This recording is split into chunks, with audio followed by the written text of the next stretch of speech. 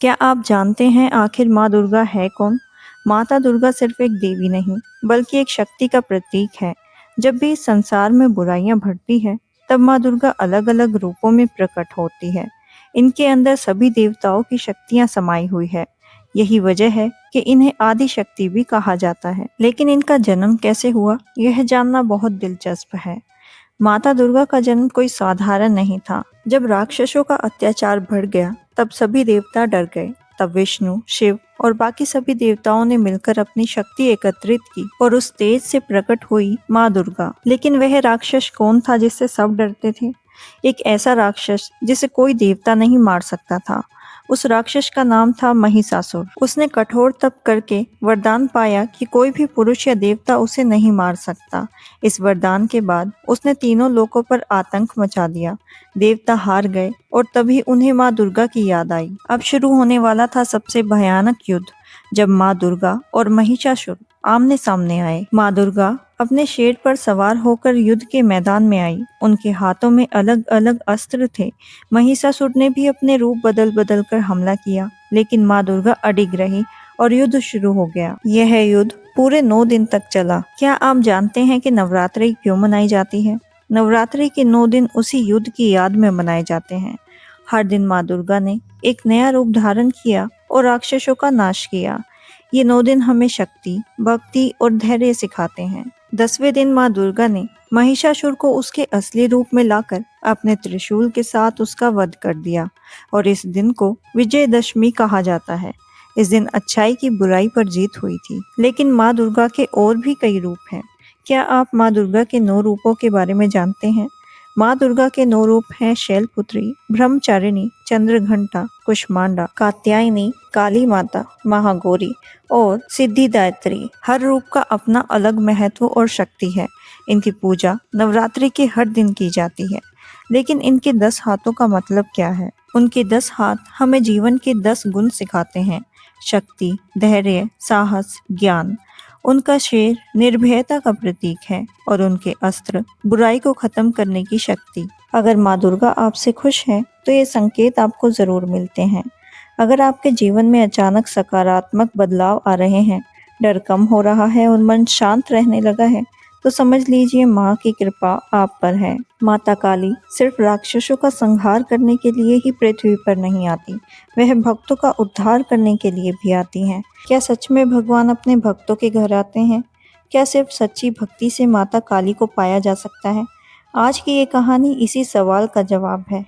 एक छोटे से गांव में रहता था एक गरीब ब्राह्मण, जिसका नाम था रामकृष्ण। उसके पास ना तो धन था, न परिवार, बस एक चीज थी, माता काली के प्रति अटूट श्रद्धा। गांव के बाहर एक पुराना सा मंदिर था, जहां वह रोज जाता, नंगे पांव, खाली हाथ। उसके पास चढ़ाने के लिए कुछ भी नहीं होता था, ना फूल, ना प्रसाद, ना ही मिठाई। फिर भी वह माँ के सामने बैठकर कहता, माँ, मेरे पास देने के लिए कुछ भी नहीं है, बस मेरा दिल है, उसे स्वीकार कर लो।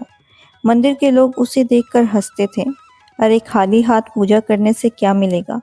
लेकिन रामकृष्ण बस मुस्कुरा देता, क्योंकि उसे पता था माँ दिल देखती है, दिखावा नहीं। एक दिन उसकी हालत बहुत खराब हो गई। उसे लगातार 3 दिनों से खाना नहीं खाया था, कमजोर शरीर, कांपते कदम। फिर भी वह मंदिर में पहुंचा। आज उसकी आवाज भी टूट रही थी, माँ, आज सच में कुछ नहीं है मेरे पास। अगर आप भी साथ छोड़ दोगी तो मैं कहाँ जाऊंगा। ये कहकर वह रोने लगा। उस रात वह भूखा ही सो गया। आधी रात को अचानक उसकी झोपड़ी में एक तेज प्रकाश फैला। रामकृष्ण की आंख खुली और जो उसने देखा, उसे देखकर वह कांप उठा। उसके सामने स्वयं माँ काली खड़ी थी। काला रूप, तेजस्वी आंखें, लेकिन चेहरे पर माँ जैसा स्नेह। रामकृष्ण रोते हुए बोला, माँ, क्या ये सच है? माँ काली मुस्कुराई, हाँ बेटा, मैं तुम्हारी भक्ति से प्रसन्न होकर आई हूँ। माँ ने उसके सर पर हाथ रखा और कहा, लोग मुझे सोना चांदी चढ़ाते हैं, पर तुमने मुझे अपना सच्चा दिल दिया है। जब तुम्हें भूख लगती है तो मुझे भी भूख लगती है। तुम रोते हो तो मैं भी रोती हूँ। रामकृष्ण फूट फूट कर रोने लगा। उसकी सारी तकलीफें जैसे खत्म हो गई। माँ ने कहा, अब तुम्हारी परीक्षा खत्म हुई। सुबह जब रामकृष्ण उठा तो उसने देखा उसकी झोपड़ी जो हमेशा खाली रहती थी आज अनाज, फल और धन से भरी हुई थी। उसकी आंखों में आंसू आ गए। वह तुरंत मंदिर की ओर भागा और माँ के सामने गिरकर बोला, माँ, आपने तो मेरी जिंदगी बदल दी। उस दिन के बाद रामकृष्ण कभी भूखा नहीं रहा, लेकिन उसने कभी अपनी सादगी और भक्ति नहीं छोड़ी। वह रोज उसी तरह माँ से कहता रहा कि माँ, सब आपका है और मैं भी आपका हूँ। तो दोस्तों, ये कहानी हमें सिखाती है कि भगवान को धन नहीं, सच्चा दिल चाहिए होता है। अगर आपकी भक्ति सच्ची है तो माता काली जरूर आपके जीवन में चमत्कार करती है।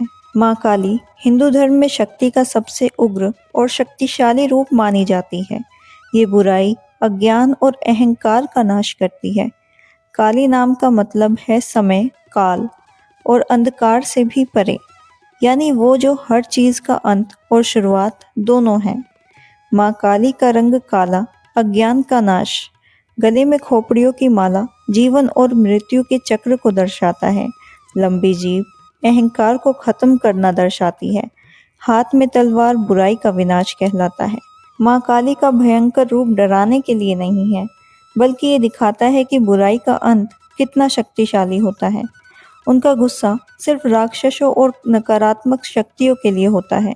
अपने भक्तों के लिए वे हमेशा ममता भरी माँ रहती हैं। जो लोग गलत काम करते हैं, दूसरों को नुकसान पहुंचाते हैं, उन्हें माता काली का उग्र रूप डराता है, क्योंकि वे अधर्म का नाश करती हैं। जिनमें बहुत अहंकार होता है, माँ काली उनके अहंकार को तोड़ देती है। इसीलिए ऐसे लोग उनके नाम से घबरा जाते हैं। जो हमेशा डर, लालच या बुरे विचारों में रहते हैं, उनके लिए माँ काली का रूप भारी ही रहता है।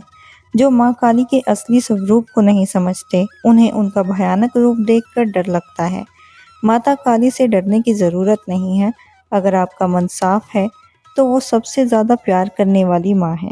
अगर आपको यह माता काली की वीडियो पसंद आई हो तो इसे लाइक करें, शेयर करें और हमारे चैनल को सब्सक्राइब करना ना भूलें।